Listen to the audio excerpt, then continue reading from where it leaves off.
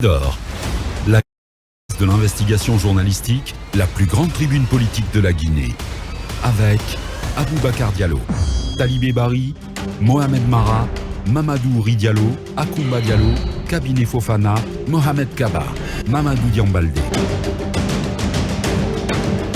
Merci de votre fidélité sans cesse renouvelée. Bienvenue sur la 95.3 FIM FM et dans cette émission Mirador au menu et sur notre table ce matin le ton qui était certes diplomatique mais sans appel, la mission conjointe CEDEAO-ONU après avoir passé 48 heures à évaluer la transition guinéenne, a noté le non-respect du délai de 6 mois accordé au CNRD pour assurer le retour à l'ordre constitutionnel, le fait d'avoir empêché les autorités guinéennes de rencontrer les acteurs sociopolitiques guinéens traduisait donc un malaise évident.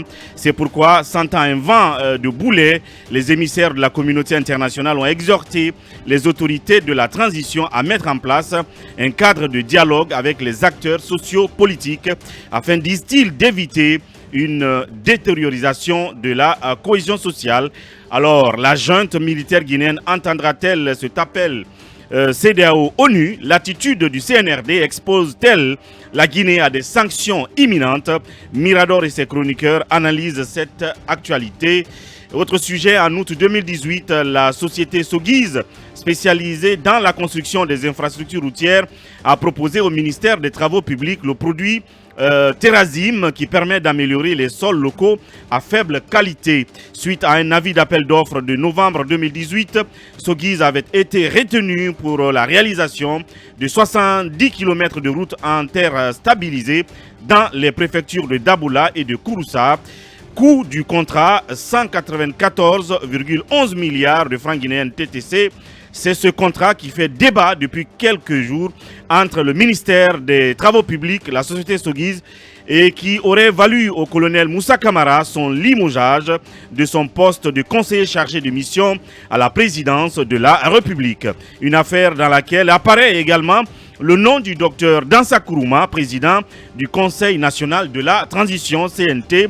Dossier d'enquête à suivre avec notre limier en chef Akoumba Diallo.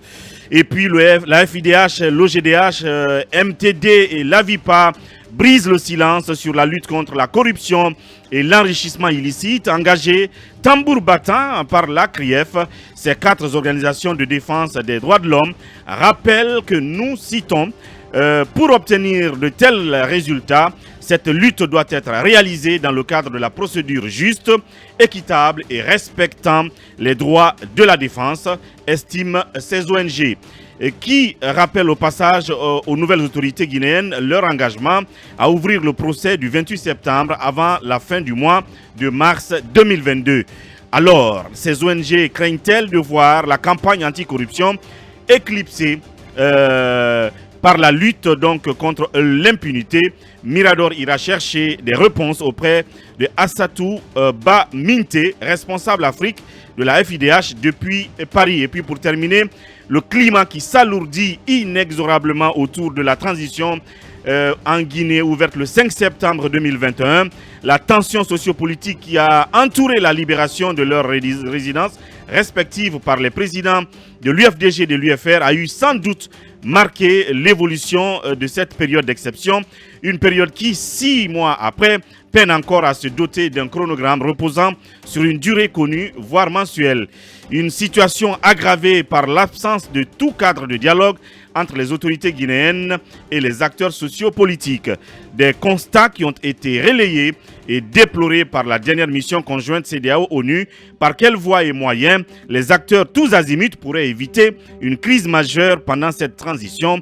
Une question et d'autres que Mirador pose à son invité pour Aboubacar Sidiki Diallo, j'allais dire Boubacar Sidiki Diallo, président du parti UMP. Voici donc le menu de ce numéro de Mirador.